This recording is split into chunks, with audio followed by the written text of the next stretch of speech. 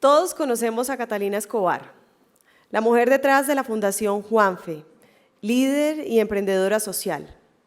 Hoy es un día muy especial porque tendremos la oportunidad de conocer un poco más de su vida, de su esencia con el lanzamiento del libro Más allá, la impactante historia de una mujer que desafió lo imposible. En un increíble conversatorio moderado por Pat Mitchell, directora editorial de TED Women, productora ejecutiva y curadora. Hace 21 años, Catalina Escobar perdió a su hijo de tan solo 15 meses. En medio de una profunda tristeza y con el peso del drama del que era testigo como voluntaria de una clínica de maternidad en una ciudad tan desigual como Cartagena, Catalina reunió fuerzas, conocimientos y su vocación de servicio para trabajar por todos aquellos niños y niñas cuyas muertes sí podían evitarse. Así nació la Fundación Juanfe, un referente de emprendimiento social en el mundo que ha conseguido, entre otras cosas, reducir una de las tasas de mortalidad más altas de América Latina y ayudar a miles de madres adolescentes a consolidar un proyecto de vida. Catalina, también conocida como la heroína de los niños, es una líder empresaria y gestora excepcional que hizo parte de la selección final de CNN Héroes en 2012. Más allá, lleva al lector por un viaje emotivo e inspirador. Lo acerca a los rincones más oscuros del infortunio humano y pone en evidencia la empatía, el amor y la esperanza que aún hoy están presentes en el mundo. Bienvenida Catalina y Pat, un aplauso para ellas.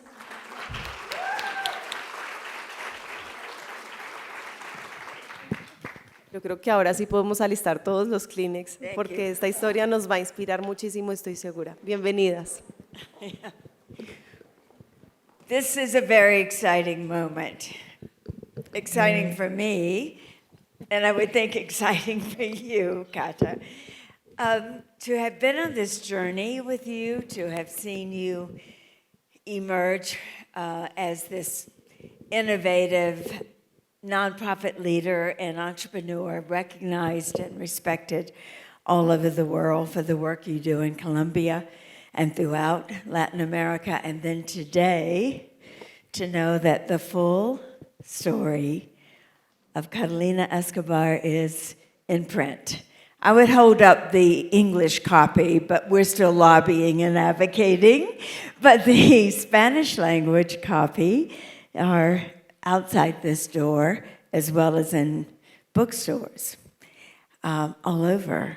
It is so exciting to see that you have done this. And why now? But first of all, Pat, you had your book in New York the first time, and I was there. There were true. like 40 women at Jacqueline Novograd's place in Soho, in New York, and you invited me, and I said, I'm going to be there for you. And it is incredible, like 4 years afterwards, 3 years afterwards, you're here at Women Working for the World, and you're interviewing me for the book. It is rather, it's part of the reason I think we're so connected. You show up for me in New York for my book launch, I would go anywhere in the world for yours, Kata, so. And I must say something. Before you were speaking to 40 great women in New York, you were pretty nervous. And I said, Pat, why are you so nervous? I mean, she's a leader. She's been in front of thousands of people in audiences. And she said, because I'm going to say things that nobody knows, not even my family. Well, you were an inspiring person to me, Pat, because I'm telling things that only my close family knows, not everybody knows. So you're a key person to me as a mentor and as a very close friend. I must say that you inspired me to sit down and write things that people don't know. I think I also told you when you said you were going to write a book that it was the hardest thing I had ever done. And I imagine it might have been among the hardest things you've ever done. But if you're going to share your story with the world, you have to share the whole story. So let's start there. What were the barriers and the challenges and the stories that were the hardest to tell? I believe the hardest thing was to define what I wanted to write. Because if people wanted to read the CNN hero, that wasn't right. Or to write about the Colombian social entrepreneur, that wasn't right either. So it's a dilemma. At the very beginning, I decided to basically take my clothes off in front of everybody and bring that person who will read and say, you know what, I'm going to take you to a ride. And it's a ride that goes deep into your heart, but through my life. So it's a powerful book. But, and as you know, writing a book, it's like going through a PhD. Seriously, if you guys want to write a book, you have to think it thoroughly.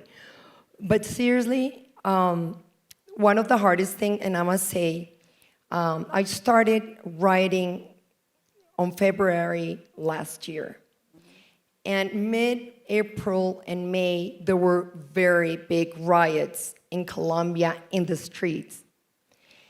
And I was very disappointed, not only as a person that loves Colombia, but many of the, leaders in Colombia didn't understand why people went out in the streets. Left party did so many bad things. I'm not going to talk about it. I'm not even touching the subject. But there were many things that the Colombian people wanted to tell, and they wanted to be heard, and many people didn't hear it. So I basically stopped writing the book, and I said, I don't know what to write about, because it's not my story. I want to write somebody else's story. I stopped writing for 3 weeks, and for a book, 3 weeks is a lot. And then I came to realize that by the end of the book, I was going to write a manifesto, and a manifesto to tell the people my view on how to run this country, and a view on how entrepreneurs and business people should run their companies in terms of social inclusion, female exclusion, and so many unfair things that have happened to our people in Colombia for so many years. And you were starting to write a book, and many people, especially people in this country, knew a lot of the origin story of Juanfe, the tragedy that you and your family went through with the loss of Juanfe. So that part of the story was known, but you had to go deeper than that in order to talk about all the wonderful things that you are today and that you have given to the world did not come as easy as they might look, that there were things you were dealing with. I haven't read the book because it's not in English yet, but I rely on my Google translation for parts of it. But how much of that would you like to share with us this morning, realizing everyone here will read it in full in the book? But what was the hardest part to go deep into and tell the truth? Well, it was the first chapter. And the first chapter I'm going to say in Spanish, El soplo del horror. And it's not about the tragedy, it's about us as human beings, Pat. People don't understand, and usually don't understand, what happens to other human beings unless we put ourselves in their shoes. And I'm bringing you guys and people who buy this book to put yourselves in my shoes, and how the pain and how I brought all my own misery, put it this way, in terms of my son and my communication to my son. Going through a pain like this, it's totally life-changing. Many people might sit down and cry for the rest of their lives and feel sorry about themselves. But as for me, I felt so much love about my son and so much love about people that I said, well, we might as well, I was suffering a lot anyways, but I might as well help other people and other children and other women to go through less pain as I did at that time. and you turned your pain into an organization that is relieving the pain for so many people. The lessons that I found were hardest to come forward about in the book were there's several barriers as women in particular we face, and one of them you mentioned already is the imposter syndrome. You know, is my story really what the world needs to hear now? Is it important? Is it significant? And of course yours is. How do you think about that? The contributions that you took from a moment of great pain, turned it into something quite phenomenal in the lives of so many other people. That's why you call the book Beyond, right? Is going beyond the pain to something further along. So what do you want the book to accomplish? Number one, right now, we need to be inspired. We need to change the world. And the only way to make great changes is by getting inspired. You can find so many books about economics. That's what I love the most. Economics of development. You can go through Poor Economics, which is a great book. You can go through so many amazing books. This is not an intellectual book. You can find intellectual books everywhere. This is not about literature. It is about a human kind. It's just about yourselves. And it's me holding your hand and just accept yourselves. Okay, I'm going to go to this trip. We need to change the world. And the only way to do it is by getting inspired. And it's the only way to be vulnerable as human beings, number one, accepting what is happening. And number three, take action, and that's what I do. And that's what people admire about you and are inspired by. So where did you find that strength? Where does that come from, that strength to survive anything, even the loss of a child, as well as other things that happened in your life that you write about and talk about? There is an incident that happened before Juanfe died. I was at Rafael Calvo Maternity Hospital in Cartagena. I was a volunteer. I was working with an American firm back then, and I decided to volunteer myself, just myself, bringing my hands, bringing my thoughts, bringing my most profound love.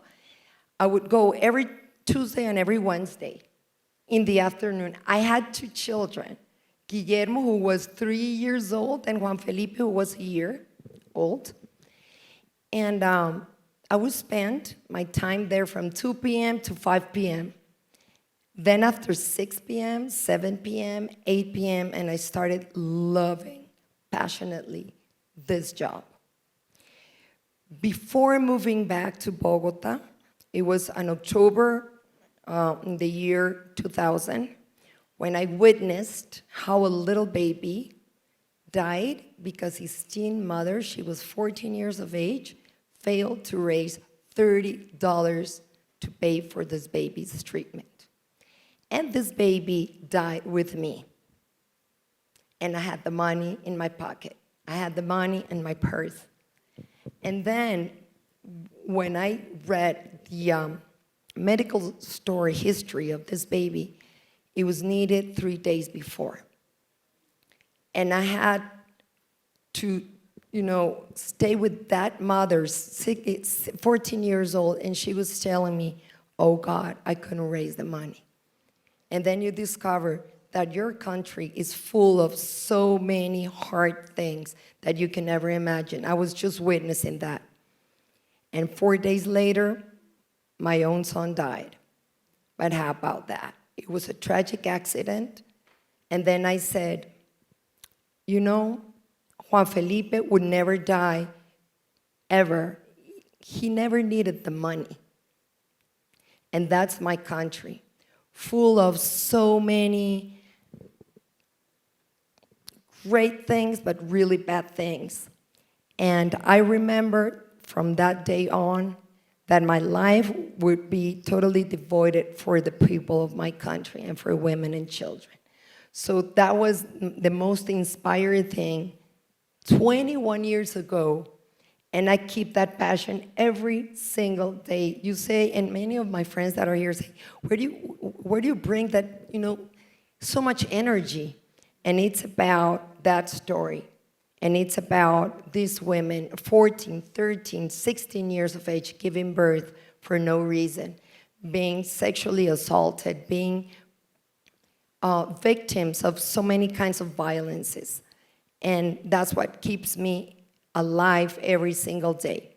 And to be sincere, I've seen 270,000 people who has been our impact, their eyes, their smiles, just giving thanks on how Juanfe died, giving life to them as well.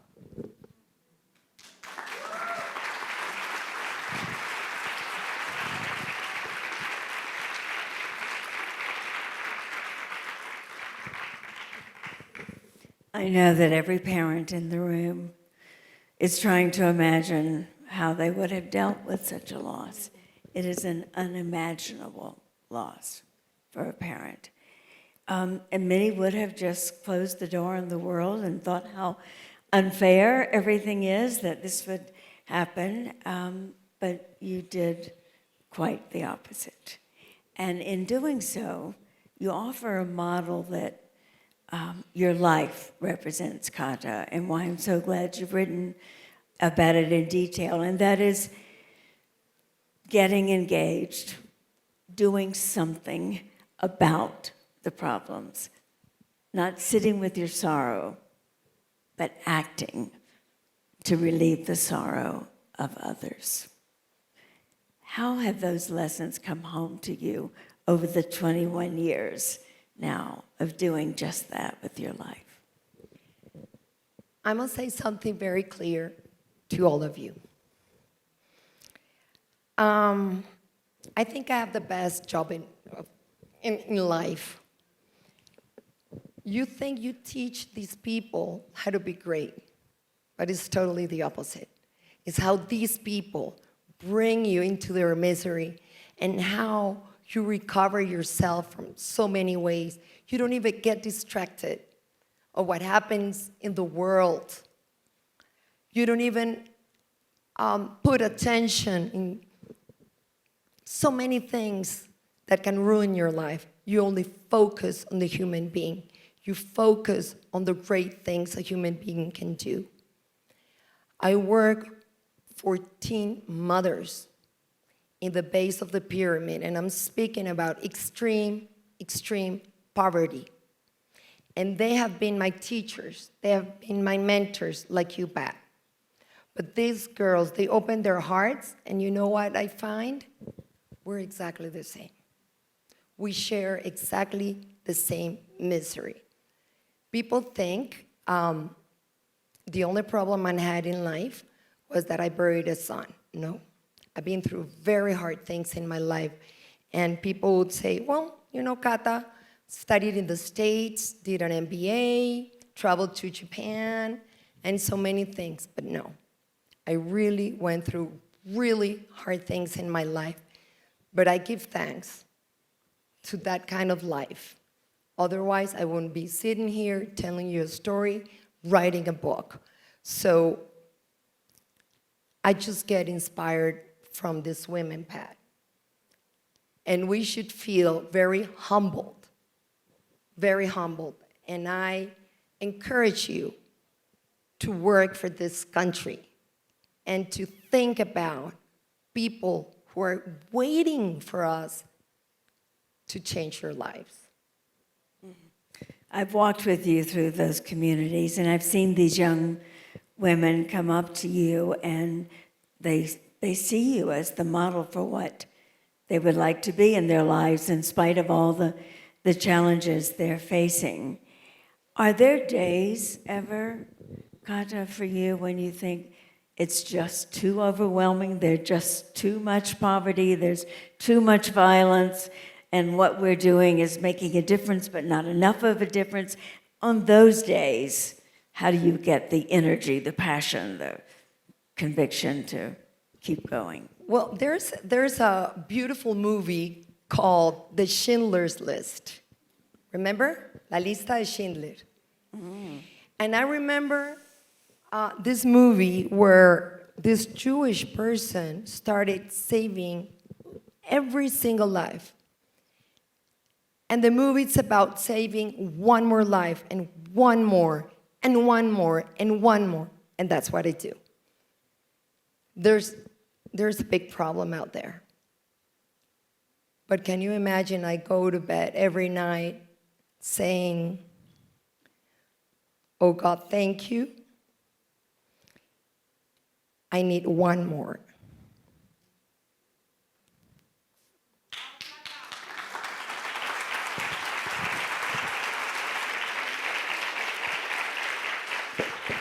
Yeah.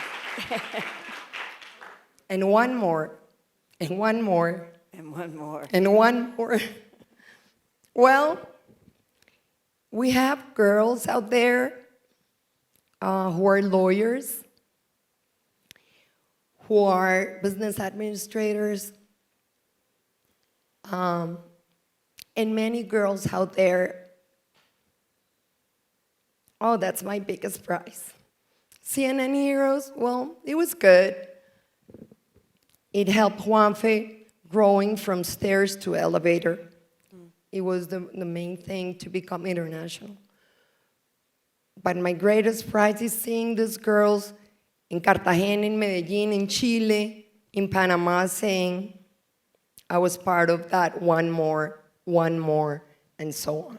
So I'm here, alive, well, happy, enjoying my life in love. That's very important. Please, please, please, please. And happy to belong to this country and helping these women. And being your friend, Pat, you know I love you very much. Well, I love you too, Kata, and such deep, deep admiration for what you've done in your life. And so very happy that so many more people are going to know about it. Read your story, know about your life, and be inspired by it. Can I just say one more thank you? This gentleman sitting here on the front row, My dad. Catalina's husband, My father. dad. Please stand, and so we can all say, Párate. Te tienes que parar porque es we want to importante. say thank you.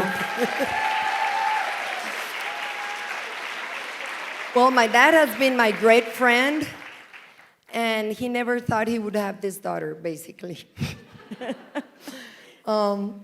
I'm sorry, Dad, for all the things I've made, but this is the daughter you have. You don't have any other daughter, so sorry. I am sure he is quite proud of you. But I did tell you that when you write the book and you tell everything in your story that you think people will be inspired to know, it does make you feel a little bit undressed when you walk in a room. Suddenly people know everything about you. But Kata made the brave step forward to do this for all the right reasons. I know what will be the impact of people who read this story, who don't get the chance that we're getting to be here in Colombia and see the work on the ground. But we all have the chance to take the sorrow and the sadness and the difficulties in our own lives and turn them into ways that improve and make other people's lives fuller of joy. And that's what you do, Catalina. You bring joy and so much else. So let's all go and buy the book and read it. I'm so happy I got to be here to launch it with you. And by the way, it's not a book about Juanfe. It is not. Juanfe is just a part of it. But it's about the humankind, and it's about our responsibility and what we're doing to ourselves. Let's not be selfish, please. Because the only way to change the world is by giving ourselves out. And it's the only way you get you're really happy of what you do. Marce la recicladora, Marce the recycler, said something very important. And there's a beautiful message we should carry today and from now on, is to have a life with a purpose. Let's not die without having a life with a purpose. Otherwise, you're going to be really sad. Whatever you do, whatever profession you have, you just have to touch the lives of so many people out there with love, being a great role model. We forgot about that. And let me tell you something else. Please put God first in your life. We forgot about it. And all of this is part of the Catalina Escobar story. I mean, even without reading it, every time I think about Cata's life, I think of that great Margaret Mead quote, never doubt the power of one individual to change the world. And in fact, that's all that ever has. Catalina, you were one of those people. Thank you for changing the world and inviting us into your world. Thank you, Pat, for being by my side for the past 10 years. You will never get enough, no? No. All right, good. Because I'm going to be here next to you as well. Thank you all. Are we breaking for lunch now? Or? We're ready for lunch. Okay, see you in, what, Paulita, 1 hour? See you back here in an hour. Thank you. Thank you very much.